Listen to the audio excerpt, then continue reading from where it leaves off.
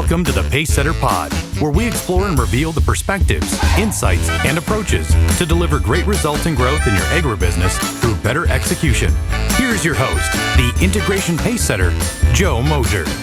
Welcome, Pacesetters of Agribusiness, to another episode of the Pacesetter Pod, where we amplify voices from across the agricultural industry. We aggregate those perspectives and seek to elevate our collective thinking around strategy execution. I'm your host, Joe Mosier. Thank you, as always, for choosing to spend your time with us today.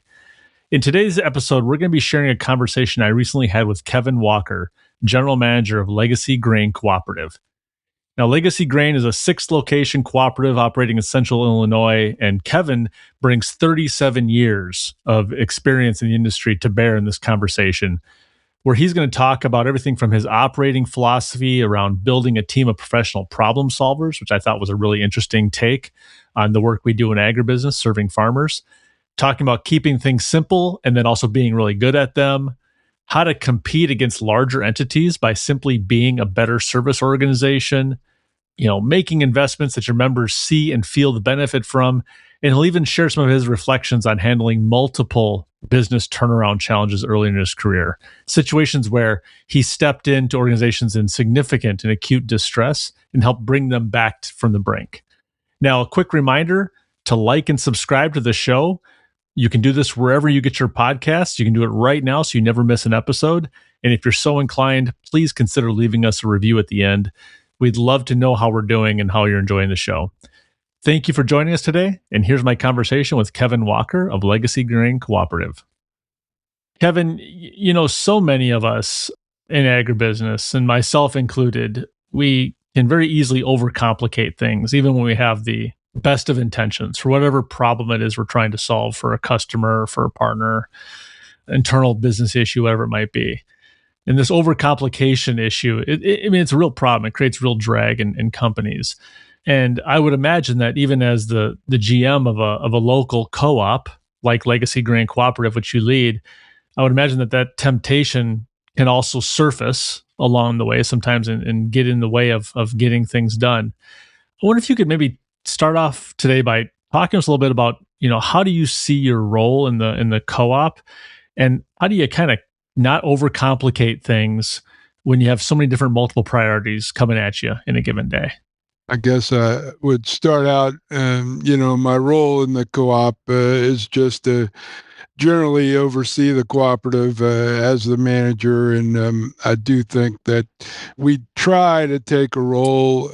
I've told our employees a number of times over the years that we have to be professional problem solvers for our customers, and I think we truly are professional problem solvers, and we try to adopt a fairly simple strategy to be able to accomplish that with whatever we're doing, and just try to zero in on what makes us efficient and what makes us, what's the most cost-effective way to try to analyze these things. And that's kind of what we've done over the years and that I've been in this business, and just tried to keep things somewhat simple and maybe more common sense type things approach.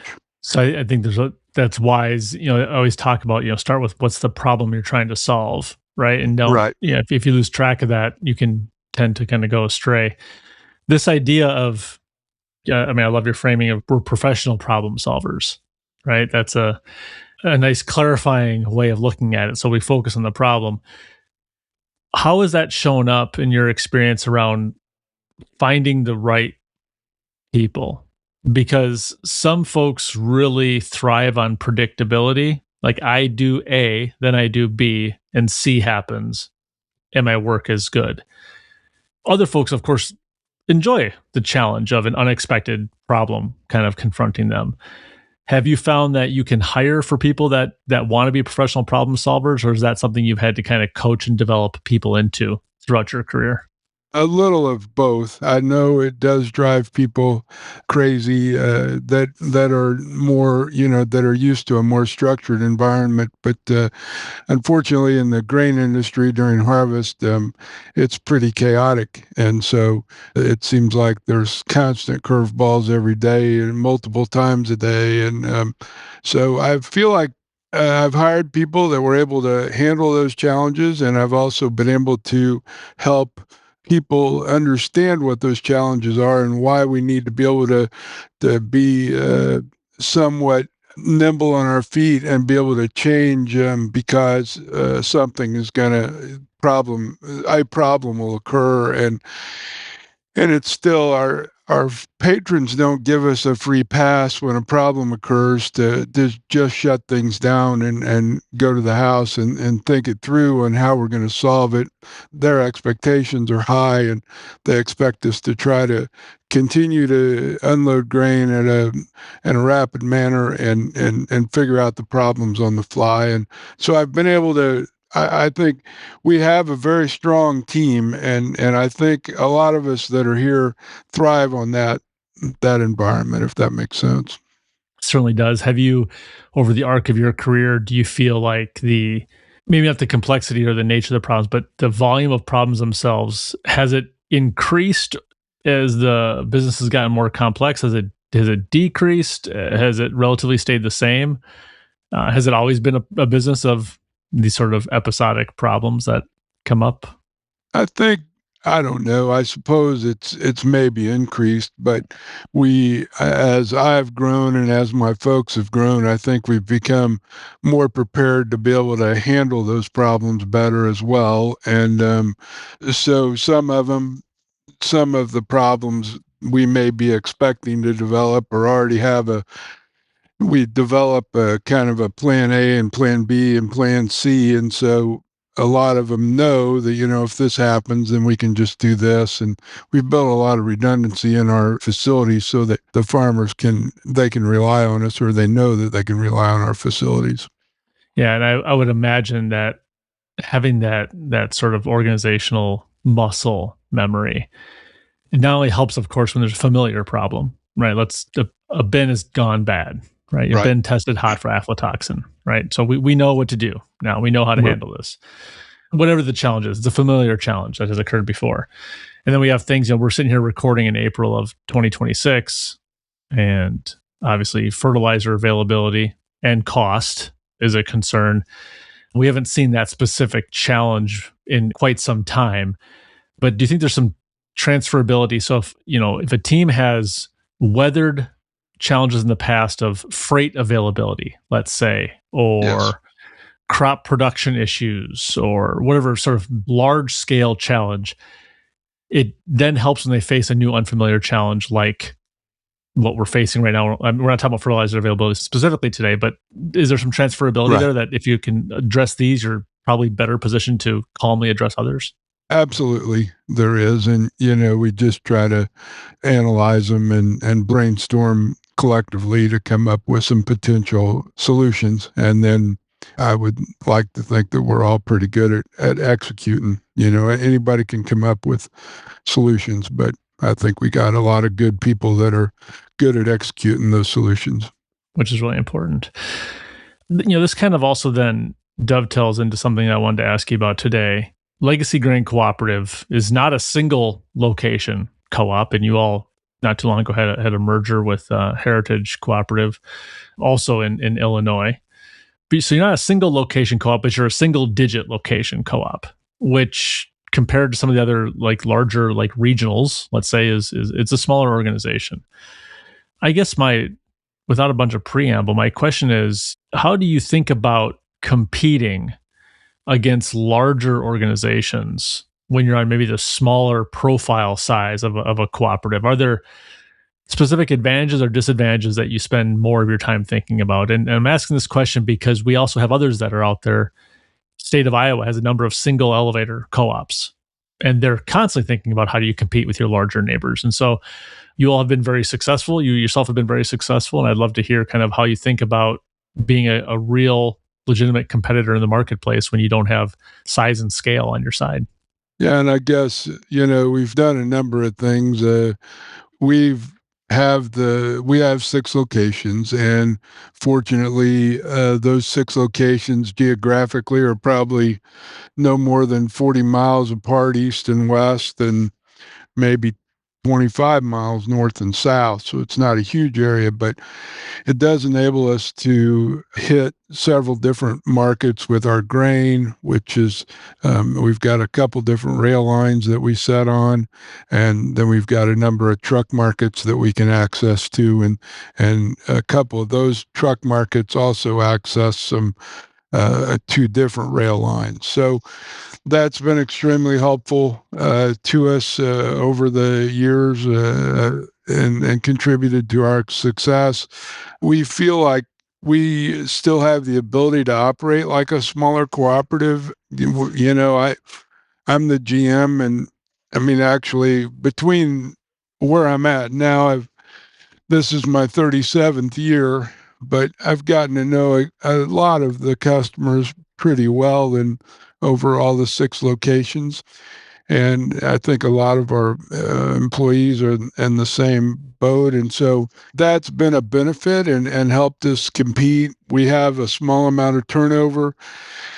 And so we have a lot of relationships still with our customers. I know loyalty has went out the window some compared to what it was 37 years ago, but I still think we've kind of used a somewhat of a simple approach and just invested back in our locations to where the farmer knows he can depend on us to keep our elevators going during harvest, and typically we've been open 7 to 7, 6 days a week, and we've been open 6 or so hours on every Sunday during harvest, and the farmers have come to expect that, and they and so I think it's provided value. We also have a fleet of semis, and we've been willing to put semis on the farms when and not necessarily provide trucking as your only source of freight to get your grain into the elevator, but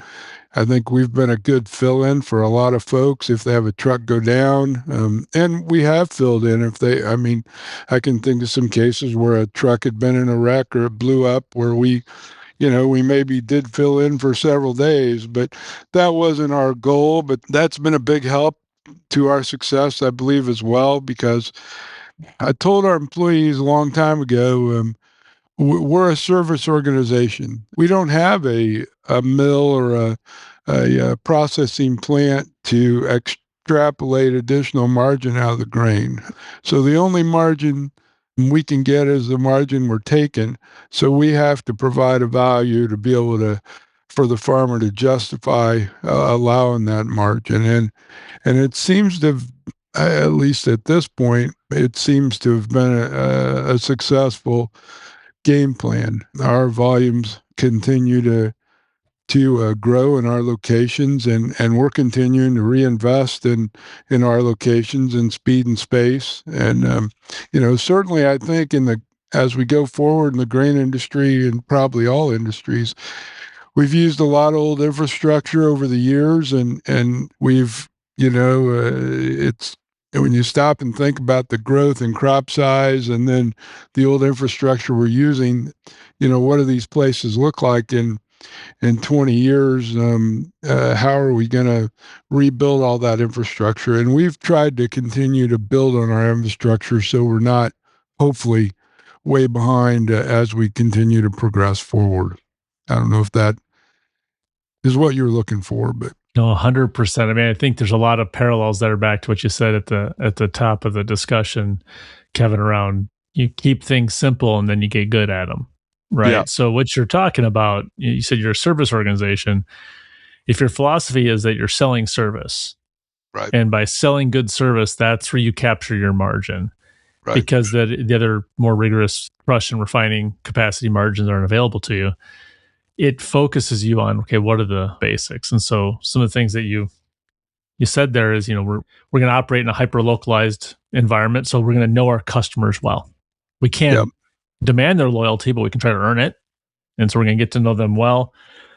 We're going to keep our people, give them a reason to stay, have that low turnover, which is very beneficial over the long term in these organizations. Back to what we're talking about, being professional problem solvers. Ideally, you're not training half of your team as a new problem solver every harvest, right? You want some returning talent. You talked about investing in locations, and what I heard was investing in ways that the farmer's going to feel.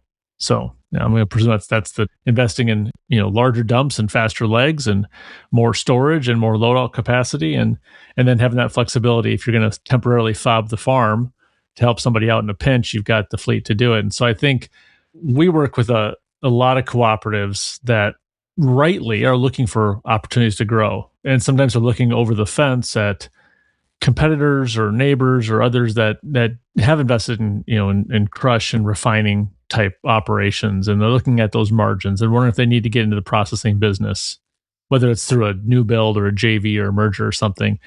And I think that there's a place for that. But what I'm hearing from you, not to put words in your mouth, is there's things you can do right on the ground level to improve the operation of the business and extract the maximum value and deliver the maximum value there. You don't necessarily have to be building into these large processing units to have a successful, prosperous co-op. I think, and that we firmly believe that. We firmly believe that that's where our role is going forward, is not into the processing and just being a true partner for the co-op owner. And I mean, we still have to take a margin, and that's been okay with the farmer, with the owner. That's where we think we need to go in the future.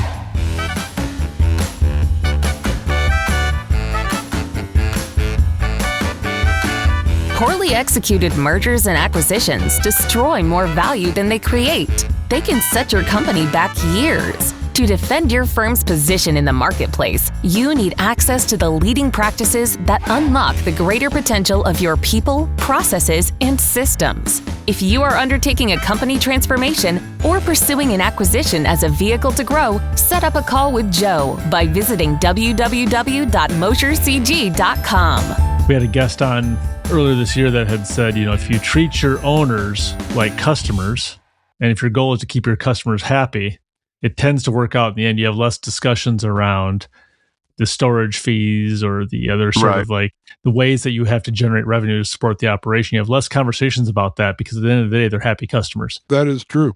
Yep. And falling down on service tends to open the door to a lot of other conversations you don't want to have. Yep.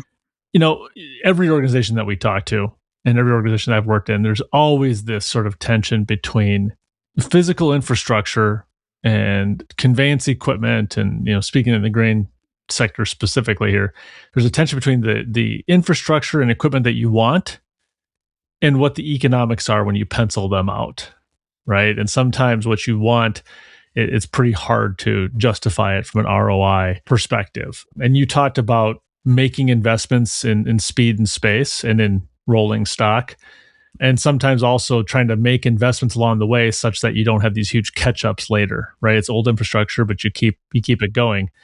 There comes times, though, and I think we're probably in one of those right now, where co-ops have this inherent and uncomfortable tension where there's times where growers are struggling the worst, and farmers writ large are still in a pretty tough spot. I won't speak for your growers, but sometimes those really tough troughs of farm income are also the best times for co-ops to be investing, whether that's in acquiring assets, building new facilities, sort of positioning themselves for the future.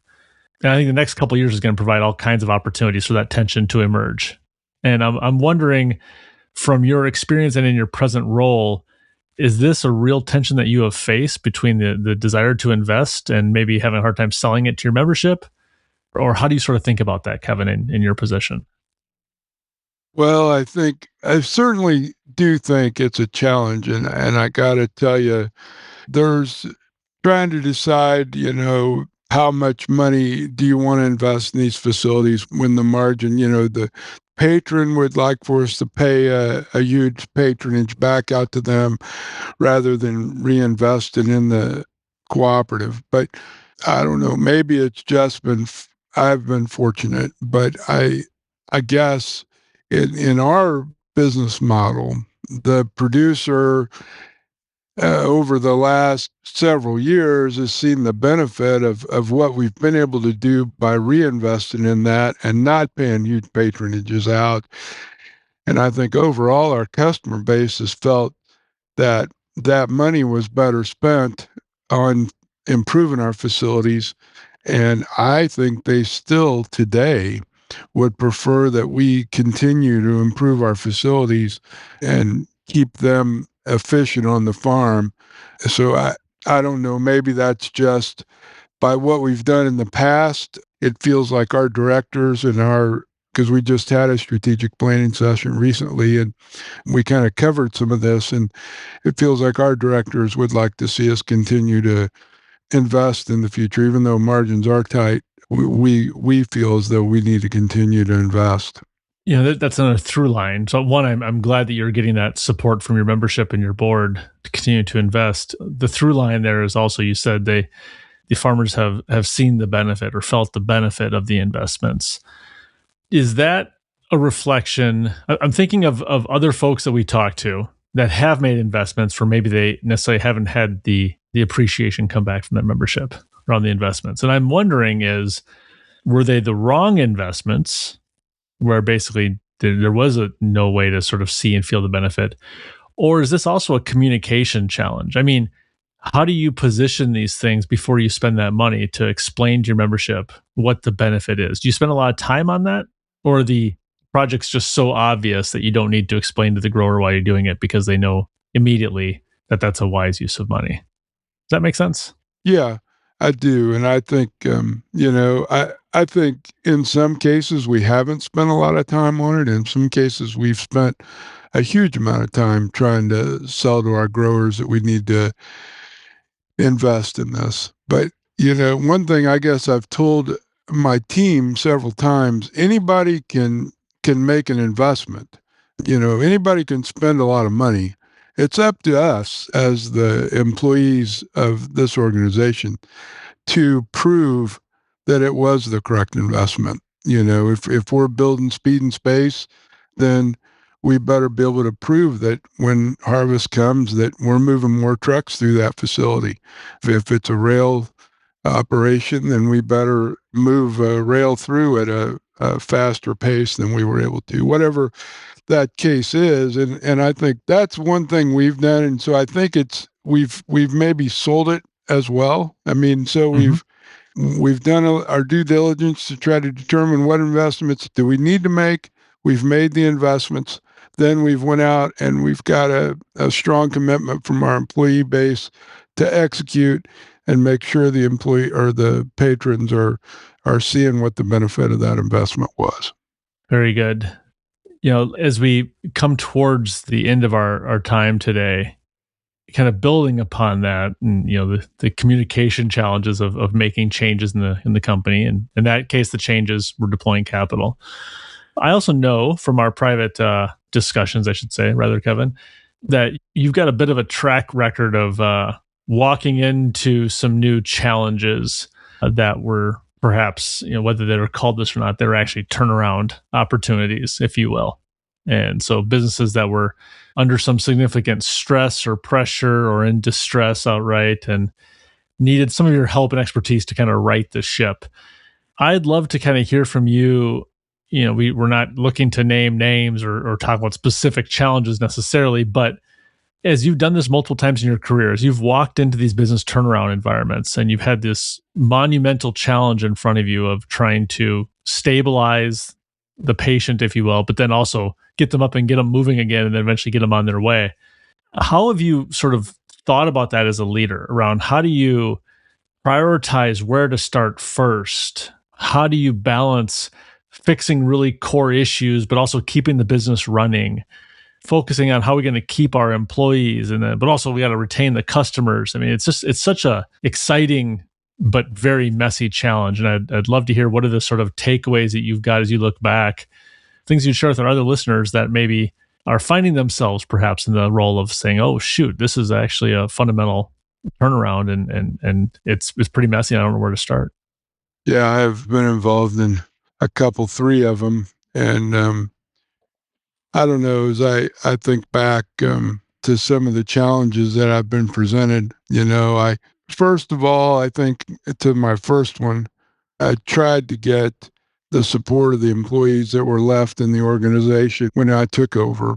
And if I couldn't get their support, then I had to move forward and find employees that would support what I thought we needed to do to right the ship. And my former boss told me a long time ago, you probably should fire fast and hire slow. And I probably didn't learn that very well in the beginning, but I think there's some truth to that because as I've went forward, I think if they're not going to be on your team, you got to get the right people on your team to start righting the ship, because there's a reason, and some people are trainable, and I've found evidence of that as well. But you have to start focusing in on what's important. What are we doing wrong? What fundamental things can we change that are the low-hanging fruit to start turning this thing around and generating revenue? If there's grain quality problems, let's teach them how to get this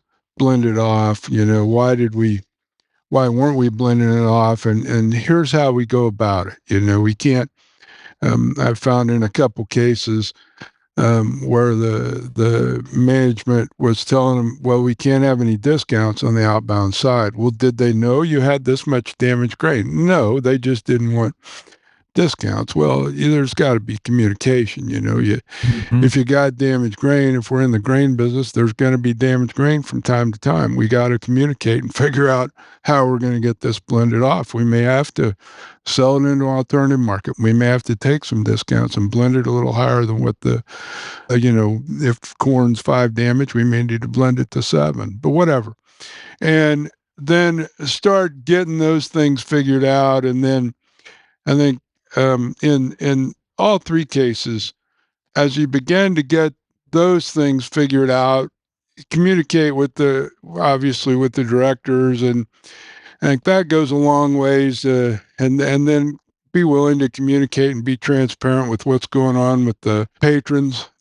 In all 3 cases that I've dealt with, there's been a lot of patron interaction when they begin to figure out that maybe there's some challenges. And that's their company, so they're in trying to find out what's going on. And I could just be honest and upfront. You don't have to run anybody's name in the mud, but just tell them what challenges you're up against and learn to tackle them. And I would say in all of them, the employees are the key. I mean, you got to get them on your team, because if you're fighting them, you can't get it done successfully. And so when we get the employees on our team and we figure out a solution, and that's in one of those cases when I said earlier that we have to be professional problem solvers. I remember sitting in the basement of the elevator office one night with all the employees down there, and in the beginning and when I took over, and that's exactly what I told them. We got to be professional problem solvers, and then there's problems, and we got to solve them. And so when you involve all the employees in helping solve those problems too, they get ownership of what's going on. And it's not, I didn't do anything in any of those cases. It was the employees that did all of that. I just came up with ideas and kind of put the groundwork there for it to all begin to happen. And the employees all did the heavy lifting.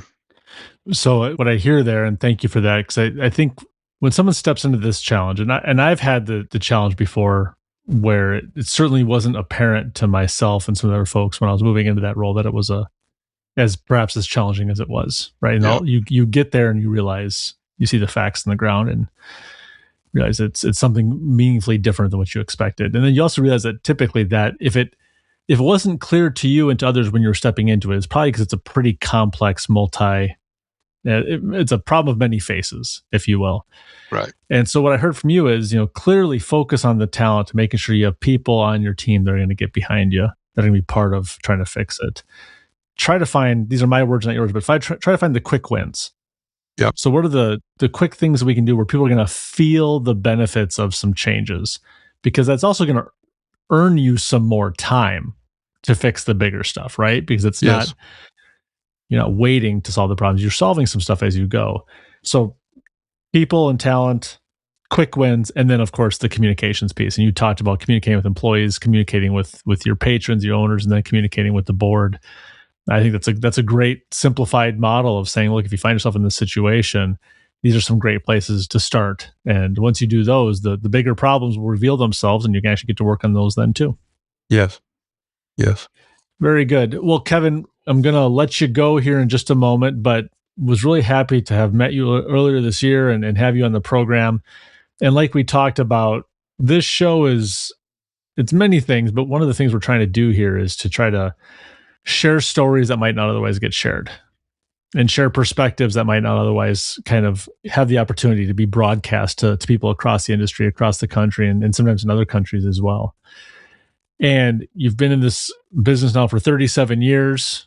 You've been through a variety of merger transactions. You've been through a variety of turnarounds. You've led multiple organizations, been in different kinds of roles. What's on your mind as a co-op GM right now that I should have asked about that I didn't ask about and you think would be valuable to share with others that might be listening? Well, I think one of the things I brought up earlier is how are we going to finance and build enough infrastructure to, and I don't know when that time is, but all of us in the grain industry, or most of us, are still, at least in Central Illinois, are using old concrete structures as our main receiving house in a lot of these elevators. And in Illinois anyways, a lot of these structures were built in the, even 50s, 60s, and early 70s. And so we've had the benefit, and all my career, I've had the benefit of using these structures, but I think that's a big challenge in the grain industry going forward. At some point, we're probably going to have to begin to abandon those, and I think in some cases people have. And how are we going to build that infrastructure? We've built a lot of our infrastructure around those concrete facilities, and that's going to be a challenge. That's one thing, I think. Another thing is finding good people and quality people that want to do this. It's, I don't know, I grew up in agriculture, and so it's more than a job to me. It's a lifestyle, but it is a challenge to find people that really want to work like we need to at harvest time to be successful, and even sometimes in the off season. So I think those are a couple challenges that are on the forefront, and we'll see how things shake out in the future. Absolutely. I think on the people side is well documented, and I think we're all doing our level best to try to solve at a local level. On the infrastructure side, CoBank released some analysis or commentary last year, and then in early part of this year too, around how for decades the improvement in crop production and yield and the addition of new storage capacity, both on and off farm, so commercial storage as well as the on-farm storage, they correlated pretty closely. Yeah. So yields are going up and we're adding more storage. And maybe it's because of the pandemic, maybe it's because of the higher borrowing and financing costs, maybe it's product availability, maybe it's labor, I don't know what it is.